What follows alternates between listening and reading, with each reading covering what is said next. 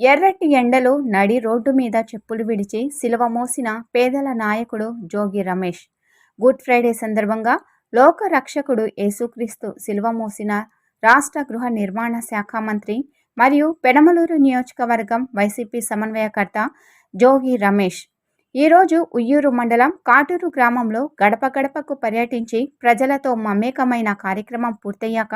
తిరిగి వెళ్తుండగా మార్గమధ్యలో పెనమలూరు సెంటర్లో ఈరోజు గుడ్ ఫ్రైడే సందర్భంగా క్రైస్తవ సోదర సోదరీమణులు ఏర్పాటు చేసిన సిలువు మార్గం కార్యక్రమాన్ని చూసి వెంటనే తన వాహనాన్ని ఆపి క్రీస్తు భక్తులకు అభివాదం చేసిన అనంతరం స్వయంగా సిలువ మోసిన రాష్ట్ర గృహ నిర్మాణ శాఖ మంత్రి మరియు పెనమలూరు నియోజకవర్గం వైసీపీ సమన్వయకర్త జోగి రమేష్